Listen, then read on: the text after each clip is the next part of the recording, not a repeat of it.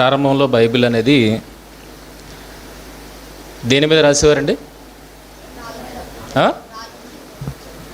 రాళ్ల మీద, బెరడు, చర్మపు కాగితాలు అలా రాసినప్పుడు వాళ్ళకి పేజీలు ఏమైనా ఉన్నాయా? లేవు కదా. ఒకే దాని మీద మొత్తం రాయాలి.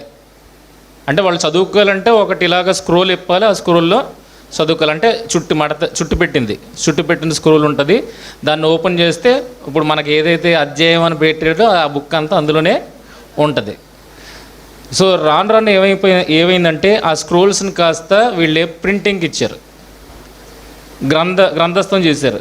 గ్రంథస్థం చేసినప్పుడు అక్కడి నుండి ఇక్కడి వరకు చదవాలంటే అమ్మో అని అనుకుంటారు లేదా కదండి. పెద్దగా ఉన్నదనుకోండి, మనం చదవడానికి భయపడిపోతాం. మీరు కరపత్రం ఇవ్వండి, ఎందుకు చిన్న చిన్న కరపత్రాలు సువార్తలు ఇస్తారు? పెద్దది ప్రింట్ చేసి ఇచ్చారనుకోండి, చదువుతారు వాళ్ళు. ఎంత చదవాలా, అమ్మో అవధానేసి అంటారు. అందుకే చిన్నది ఇస్తాం. అలాగే ఇంత పెద్ద బుక్క నేను చదవాలా అని అనుకుంటారనేసి దాన్ని ఏం చేశారంటే అధ్యాయాలుగా విడగొట్టారు. మన ఈజీ అండర్స్టాండింగ్ కోసం అధ్యాయాలుగా విడగొట్టారు. అంటే ఒకే కథని ఏం చేశారు, చాప్టర్స్గా డివైడ్ చేశారు. ఇప్పుడు అది కూడా కష్టం అవుతుంది గుర్తుంచుకోవడానికి. ఎక్కడ ఏముంది గుర్తుంచుకోవడానికి? ఇప్పుడు దాన్ని ఏం చేశారంటే వచనాలుగా డివైడ్ చేశారు.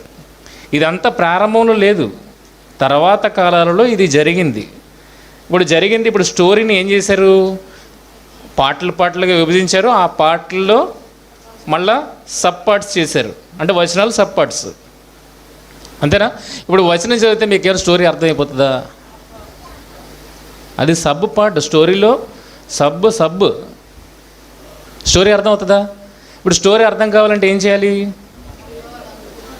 స్టోరీ అర్థం కావాలంటే పైన కింద చదవాలి. అప్పటికి అర్థం కాలేదంటే మొత్తం చదవాలి కదా, మొత్తం చదవాలి. సో బైబిల్ అనేది అలాంటిది. బైబిల్ మన చేతిలో ఇప్పుడు ఉన్నది ఏదైతే ఉందో అది అలాంటిది. కనుక ఏదో వచనంతో స్టార్ట్ చేసి ముగించేస్తానంటే అది అయ్యే పని కాదు. సార్ అయ్యే పని కాదు. అందుకే మీకు ఇక్కడ ఫస్ట్ స్లైడ్,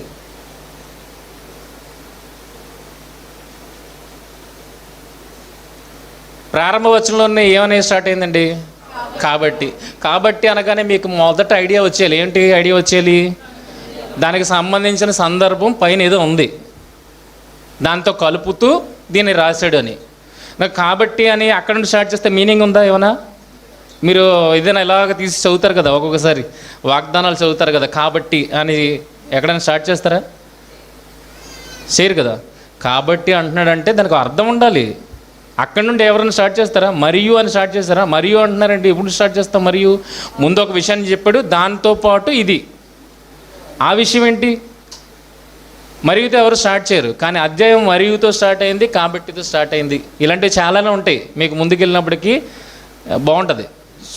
కనుక మనం ఇప్పటివరకు ఎలా చదివాము అన్నది మనం ఒకసారి ప్రశ్న చేసుకోవాలి. వచనాల మీద బేస్ అయిపోయావా? అధ్యాయాల మీద బేస్ అయ్యావా? మనకేమీ రాదు. విషయం అర్థం కావాలంటే ఆ రోజుల్లో ఎలాగైతే స్క్రోల్ చదువుకున్నారో, చర్మపు కాగితాలు చదువుకున్నారో, ఈరోజు మనం అర్థం చేసుకోవాలంటే పూర్తిగా ఆ బుక్ అంతా చదవాలి. ఈ పాయింట్కి రావడానికి ఇక్కడ నుండి తీసుకెళ్తున్నాను. అర్థమైందా? మీరు అర్థం కావాలంటే, విషయం అర్థం కావాలంటే, పరిపూర్ణంగా విషయం అర్థం కావాలంటే వచనాల మీద బేస్ అవ్వకూడదు, అధ్యాయాల మీద బేస్ అవ్వకూడదు, పూర్తి బుక్ మీద మీరు డిపెండ్ అవ్వాలి. చూసారా వచనాలు బ్రేక్ అయితే ఎలాగైందో, అధ్యాయాలు బ్రేక్ అయితే ఎలాగైందో. మీకు ఇంకా కొద్దిగా ముందుకెళ్ళినప్పటికీ మంచి విషయాలు ఉంటాయి. కనుక బైబిల్ని ఎలా చదవాలి అని అంటే వచనాలుగా చదవద్దు. అధ్యాయాలు ఈరోజు ఈ అధ్యాయం కంప్లీట్ చేశానని చదవద్దు. సందర్భాన్ని అర్థం చేసుకున్నానా లేదా అన్నది మీకు పాయింట్ కావాలి. వచనాలు చదివారా? ఎవరు అడుగుతున్నారు లెక్క? మిమ్మల్ని ఎవరైనా లెక్క అడిగారా? ఇన్ని వచనాలు చదివారు, ఇన్ని అధ్యాయాలు చదివారు, ఏమైనా లెక్క అడిగారా? లెక్క ఎవరు అడగట్లేదు కదా, అవునా? మనకేం కావాలి? ఈ సందర్భం మనకు అర్థమైందా? ఈ సందర్భం అర్థం కావాలంటే సందర్భం ఎన్ని అధ్యాయులు ఉంటే అన్ని అధ్యాయులు చదవాలి. అర్థమైందా? ఒక బుక్ అర్థం కాలేదనుకోండి, పక్క బుక్కి వెళ్ళి చదవాలి. చూడండి ఎక్కడికి వెళ్తున్నారు. ఇప్పుడు అస్సలు విషయం అర్థం కావట్లేదు అనుకోండి, బైబిల్ అంతా చదవాలి. ఆగిపోవడానికి లేదు ఎక్కడ. ఇంకా కాన్సెప్ట్ని అర్థం చేసుకోవడానికి ప్రయత్నం చేయండి. విషయం అర్థం కావడానికి అధ్యాయం అంతా చదవాలి. అక్కడ కూడా అర్థం కాకపోతే అన్ని అధ్యాయులు కలిపి ఆ బుక్ అంతా చదవాలి. అప్పటికే అర్థం కాకపోతే బుక్కులన్నీ కలిపి చదవాలి. అప్పుడు కానీ విషయము అర్థము కాదు. అలాంటి విషయాలు ఉన్నాయి, అర్థం కానీ అలాంటి విషయాలు చాలానే ఉన్నాయి. మనకు అవన్నీ చదివితేనే కానీ ఒక పాయింట్ మీదకి రాలేము మనం. మనకు విషయం తెలుసుకోవాలంటే వచనాల మీద డిపెండ్ అవ్వకూడదు, అధ్యాయుల మీద డిపెండ్ అవ్వకూడదు, బుక్స్ మీద మనము పూర్తిగా డిపెండ్ అవ్వాలి. 8వ అధ్యాయం 1వ వచనం, యేసు ఒలీవల కొండకు వెళ్ళెను. ఎక్కడి నుండి? ఇక్కడ నుండి చదివితే మనకేం అర్థం కాదు కదా కదండి. అధ్యాయం ప్రారంభం ఎలాగున్నది? యేసు ఒలీవల కొండకు వెళ్ళగాను, తెల్లవారుగానే యేసు తిరిగి దేవాలయంలోకి రాగా. అదే 15వ అధ్యాయం 1వ వచనం చూడితే కొందరు యోధయ నుండి వచ్చి, ఎక్కడికి వచ్చి? సందర్భం లేదు కదా, సందర్భం లేకుండా ఇవి ప్రత్యక్షమయ్యాయి గనక ఇలా చదువుతూ ఉన్నప్పుడు మనము ఆలోచించాల్సిన విషయం ఏంటంటే దీనికి ముందు ఏదో జరిగింది.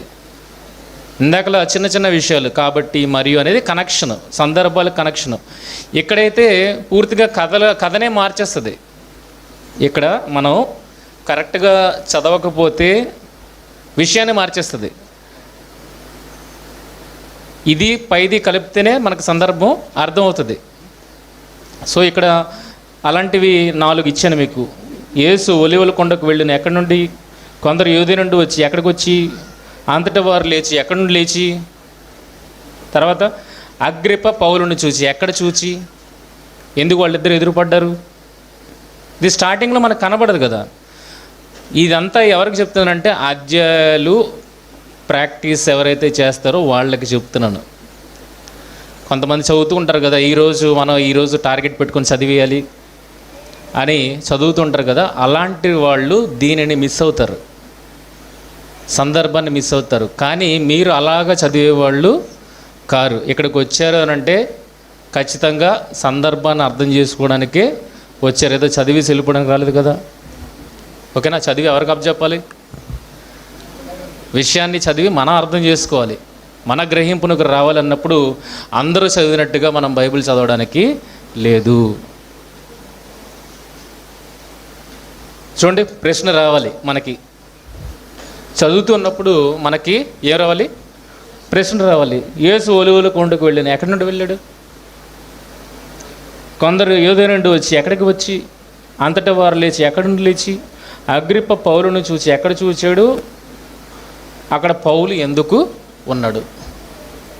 చూసారు, ఆలోచించే వాళ్ళకి, ఆలోచన దృక్పథంతో ఉండే వాళ్ళకి ఇది ఏం చేస్తుందంటే ప్రశ్న వేస్తుంది. మామూలుగా చదువుకున్న వాళ్ళకి ఈ ప్రశ్నలు రావు, మామూలుగా చదువుకున్న వాళ్ళకి ఈ ప్రశ్నలు రావు. మీలాంటి వాళ్ళకి ఈ ప్రశ్నలు ఖచ్చితంగా రావాలి, ఖచ్చితంగా రావాలి. ఇప్పుడు ఇది స్టార్టింగ్ కదా, ఇక్కడే స్టార్ట్ అయిందా? కాదు. అధ్యాయాలను విడగొట్టడాన్ని బట్టి ఈ విషయము జరిగింది. ఎంత సింప్లిసిటీ చేద్దాం అనుకున్నారో అంత కాంప్లికేటెడ్ అయిపోయింది. అర్థమైందా? వచనాలు గుర్తుంటే అధ్యాయాలు గుర్తుంటాయి, కానీ సందర్భం మిస్ అవుతుంది. ఎంత ఈజీ చేద్దాం అనుకున్నారో అంత కాంప్లికేట్ అయింది. కనుక బైబిల్ నేర్చుకునే విధానంలో మొట్టమొదటిగా మీరు ప్రాక్టీస్ చేయాల్సింది ఏంటంటే అధ్యాయాలుగా చదవండి, పుస్తకంగా చదవండి, వచనాలుగా అస్సలు చదవద్దు. ఇప్పుడు చూడండి, పైన కింద కనెక్టివిటీ ఉంటుంది. యోహాను సువార్త 7వ అధ్యాయం 52వ వచనం చూడగలిగితే వారు 50వ వచనం చూడగలిగితే, అంతకు మునుపు ఆయన యొద్దకు వచ్చిన నికోదేము వారిలో ఒకడు. అతడు ఒక మనిషిని మాట వినక మునుపు వాడు చేసినది తెలుసుకొనక మునుపును మన ధర్మశాస్త్రం మనకి తీర్పు తీర్చునా అని అడుగగా, వారు నీవును గలిలీయుడువా? విచారించి చూడుము, గలిలీ ఏ ప్రవక్త పుట్టాడనిరి. అంతటా ఎవరి ఇంటికి వారు వెళ్ళిపోయిరి, అందరూ వారి గూళ్ళకి వెళ్ళిపోయారు. ఇప్పుడు యేసు కూడా ఎక్కడికి వెళ్ళిపోయాడు? యేసు గూడికి. ఆయన ఏంటి ప్రార్థన ప్లేస్ ఏంటి? రాత్రులు ఒలీవల కొండకి. సో అందరూ వెళ్ళిపోయారు, నెక్స్ట్ యేసు వెళ్ళిపోయాడు. మళ్ళీ తెల్లవారుగానే యేసు దేవాలయంలోకి వచ్చాడు. తర్వాత వీళ్ళు ఎవరిని తీసుకుని వచ్చారు? వ్యభిచారం మందు పట్టబడిన స్త్రీని తీసుకుని వచ్చారు. సందర్భాన్ని చూడండి, కలపండి. అంటే దీన్ని బట్టి ఏమర్థమవుతుంది? ఎంత ఆతృతగా ఉన్నారంటే ఈవినింగ్ ముగించారు, యేసుక్రీస్తుని తప్పు పట్టుకోవడానికి ఎంత ఆతృతగా ఉన్నారంటే ఈవినింగ్ సభ ముగించారు, మళ్ళీ తెల్లవారగానే ఇష్యూ తీసుకుని వచ్చేసారు. అంటే ఎంతగా ఇరికించాలని చూస్తున్నారు. ఇప్పుడు ఇది మనకు అర్థమవుతుందా? విడివిడిగా చదివితే అర్థమవుతుందా? విడివిడిగా చదివితే ఇందులో ఉన్న ఆ తీక్షణత అది అనేది మనకి అర్థం కాదు. కానీ కలిపి చదవడం వల్ల ఏమర్థమవుతుంది అంటే ఖచ్చితంగా యేసు మీద పగబట్టిన వారుగా ఉన్నారు. రాత్రి వెళ్ళారు, నిద్ర పట్టలేదు. నిద్ర పట్టకపోతే ఉదయానికి ఎవరిని తెచ్చారు? వ్యభిచారం మందు పట్టబడిన స్త్రీని ఉదయానికి తెచ్చేశారు. వెళ్ళారు, రాత్రి నిద్ర లేదు, ఇమ్మీడియట్గా పగలొచ్చేసారు.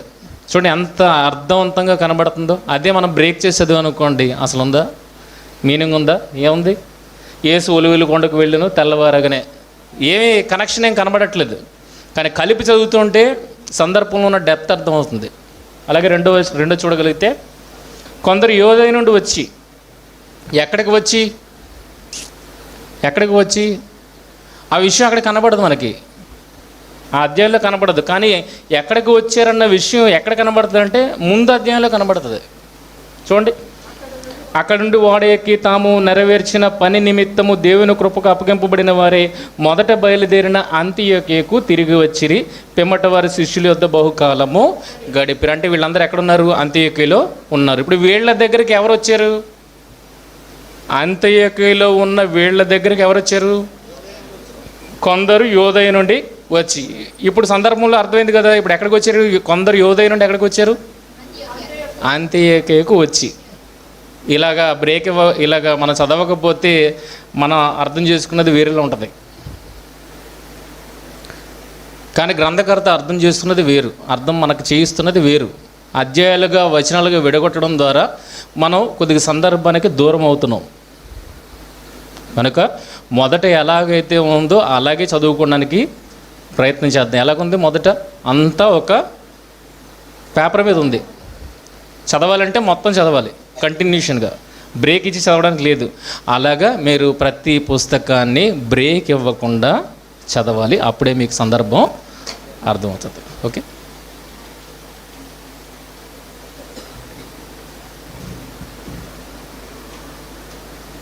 చూడండి, ఇందాకలు ఎగ్జాంపుల్లోనే అంతటా వారందరూ లేచి అనంది కదా. ఎక్కడ లేచి? మొదట ఏం జరిగింది? ఒక సభ జరిగింది. ఇవ్వండి, సభ కూడి ఆయనను తమ మహాసభలోనికి తీసుకుని పోయి యేసుక్రీస్తు వారిని, సభ ఏర్పాటు చేసి యేసుక్రీస్తు వారిని సభలోనికి తీసుకెళ్ళిపోయారు. ఇప్పుడు సభ ముగిసిపోయిన తర్వాత నెక్స్ట్ అంతటా వారందరూ లేచి, సభ ముగిసిపోయింది కనుక ఎవరికాళ్ళు డిస్పర్స్ అయిపోతారు కదా. సో సందర్భం లేకపోతే ఏం అర్థమవుతుంది? అంతటా వారు లేచి, ఎక్కడ నుండి లేచి? విషయం అర్థం కాదు, విషయం సగంలో ఉండిపోయింది. కనుక పైన చదివితే విషయం పూర్తిగా అర్థమవుతుంది. ఒక సభ కూర్చారు, అందులో యేసుక్రీస్తుని ప్రజెంట్ చేశారు, సభ పూర్తయిపోయింది, ఆ సభలో నుండి అందరూ లేచి వెళ్ళిపోయారు. తర్వాత కింద చూడండి, అగ్రిప్ప పౌలును చూసి, ఎక్కడ చూశాడు? సార్ పౌలు ఎందుకు ఎదురుపడ్డాడు అగ్రిప్ప రాజుకి అని అంటే ఆ సందర్భంగా తెలియాలంటే పైకి వెళ్ళాలి. పైకి ఏముంది? కాబట్టి మరునాడు అగ్రిప్ప బెర్నకేయు మిక్కిలి ఆడంబరంతో వచ్చి సహస్రాధిపతులతోనూ పట్టణమందుల ప్రముఖులతోనూ అధికార మందిరంలో ప్రవేశించిన తర్వాత ఫేస్తు ఆజ్ఞయేగా పౌలు తేబడెను. ఒక మీటింగ్ ఏర్పాటు చేశారు. ఆ మీటింగ్లోనికి ఎవరు తేబడ్డారు? పౌలు తేబడ్డారు. పౌలు తేబడినప్పుడు ఇప్పుడు అగ్రిప్పరాజా పౌలు ఎదురుపడ్డారు. ఈ మీటింగ్లో అగ్రిప్పరాజా పౌలు ఎదురుపడ్డాడు. ఇప్పుడు విషయం అర్థమవుతుంది. అగ్రిప్ప పౌలును చూచి, అర్థమైందా? కనెక్షన్ చదవాలి. కనెక్షన్ని మిస్ అవ్వకూడదు అని అంటే మీరు ఎలా చదవాలి?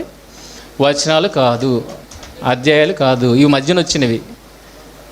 ఇవి మధ్యన సులువుగా మనం గుర్తుపెట్టుకోవడానికి చేసిన కార్యం తప్పితే విషయం అర్థం అవ్వడానికి చేసిన కార్యము కాదు. విషయం అర్థం అవ్వాలంటే పూర్తిగా మీరు చదవాలి.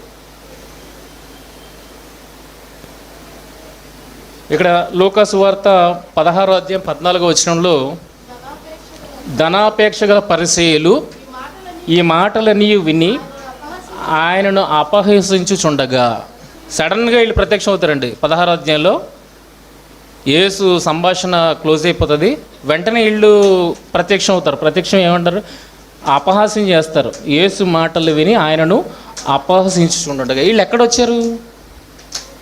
వీళ్ళు ఎక్కడున్నారు? 16వ అధ్యాయం అంతా వెతికితే దొరకరు. 16వ అధ్యాయంలో వెతికితే దొరకరు. 16వ అధ్యాయం ప్రారంభంలో మరియు అని స్టార్ట్ అయింది. అంటే విషయం ఎక్కడికి వెళ్ళిపోయింది? ట్రాన్స్ఫర్ అయిపోయింది, ముందు అధ్యాయానికి ట్రాన్స్ఫర్ అయిపోయింది. ముందు అధ్యాయంలో పేరాలు ఉన్నాయి చూడండి, పేరాలు నేను విడగొట్టినవి పేరాలు 15, 11లో మళ్ళీ మరియు పేరా మళ్ళా మరియుతో స్టార్ట్ అయింది. అంటే ఇంకా ముందు ఉంది. ఇంకా ముందు ఒక ఎగ్జాంపుల్ చెప్తున్నారు, ఏ స్త్రీకైనా ఎగ్జాంపుల్ చెప్తున్నారు. తర్వాత 15:3లో మళ్ళీ ఆయన అందుకు ఆయన అన్నాడు. ఎందుకు ఆయన ఎక్కడ వచ్చింది? ఇప్పుడు స్టార్టింగ్ చూడండి, 15:1లో ఏం కనబడుతుంది? ఒకప్పుడు సమస్తమైన సుంకరులను పాపులను ఆయన బోధ వినుటకు ఆయన దగ్గరకు వచ్చి ఉండగా పరిసయ్యులు శాస్త్రులు అది చూచి ఎక్కడి నుండి ఉన్నారు? 15వ అధ్యాయం నుండి ఉన్నారు. మనం 16 అధ్యాయంలో నెతికి దొరకరు, అధ్యాయాలను బట్టి నెతికితే దొరకరు, సందర్భాన్ని బట్టి నెతికితే దొరుకుతారు. ఇది మీకు అర్థం చేయించడానికి ఇది రాయించాను. అర్థమైందా? ఎక్కడికి తీసుకెళ్ళింది? 16వ అధ్యాయంలో ఉన్న ఇన్ఫర్మేషన్ తెలుసుకోవాలని ఎక్కడికి తీసుకెళ్ళింది? ఇది 15వ అధ్యాయానికి తీసుకుని వెళ్ళింది. చూసారా ఎంత ఇంపార్టెంటో? విషయాన్ని అర్థం చేసుకోవడానికి ఎంత ఇంపార్టెంటో. మనకి వచనాలు రావద్దు, అధ్యాయాల్లో రావద్దు. ఏం కావాలి మనకి? విషయం తెలియాలి. విషయం తెలుసుకోవడానికే మనం ఉన్నాం కనుక అక్కడతో ఆగిపోకూడదు, మొత్తం అంతా చదవాలి. ఓకే, కీర్తనలు ఎలా చదువుతామండి? కీర్తన 42, కీర్తన 43 రెండు వేరువేరుగా చదువుతాం కదా. కీర్తన 40 నెంబర్ ఇచ్చారు కనుక మనం ఏం చదువుతాం? అదొకటి, ఇదొక కీర్తన 42, 43. కానీ నిజానికి చెప్పాలంటే అది వాళ్ళు బ్రేక్ ఇచ్చారేమో, కానీ 42, 43 అంతా ఒకటే కీర్తన. చూస్తారా ఎలాగో? ఎక్కడికి వచ్చా చూడండి, సేమ్ వర్డింగ్ ఉంటుంది. 42:5, 42:11, 43:5లో చూడండి సేమ్ వర్డింగ్. నా ప్రాణమా నీవు ఏల కృంగి ఉన్నావు, నాలో నీ వేల తొందరపడుచున్నావు, దేవునందు నిరీక్షించుము, ఆయనే నా రక్షణకర్త అనియు నా దేవుడు అనియు చెప్పుకొనొచ్చు, ఇంకను నేను ఆయన స్తుతించదును. అదే రిపీటెడ్గా వచ్చింది. అంటే ఒక వ్యక్తి రాస్తున్నాడు. ఎవరు రాశారు? కొరహు కుమారులు రచించినది. దాన్ని రెండుగా బ్రేక్ చేశారు, కానీ అదంతా ఒకటే కీర్తన. ఇప్పుడు మనం చదువుతున్నప్పుడు దాన్ని మిస్ చేయకూడదు. అంటే ఇంకా సందర్భం కొనసాగింపు ఉంది. మనకి రెండు కలిపితేనే క్లియర్ పిక్చర్ మనకి వస్తుంది, బ్రేక్ చేస్తే రాదు. అందుకే పైన కొరహు కుమారులు రచించింది అన్నది కింద లేదు చూడండి, లేదు, కంటిన్యూషన్ అనమాట అది. మళ్ళీ నెక్స్ట్ మళ్ళీ 44కి వెళ్ళిపోతే మళ్ళీ వేరొకరు రచించిందని వస్తుంది, అది వేరు. అర్థమవుతుందా? కనుక రెండు కీర్తనలు ఒకటే. మనం నెంబరింగ్ ఇచ్చారు కనుక వేరు అనుకుంటున్నాం, కానీ చదువుతున్నప్పుడు మనకి ఏం తెలియాలంటే ఈ రెండు ఒకటే కీర్తన, కలిపి చదవాలి. ఇలాంటి కీర్తనలు చాలా ఉన్నాయి, రేపొద్దున ఫ్యూచర్లో మీ ముందుకు తీసుకురావడము జరుగుతుంది. కనుక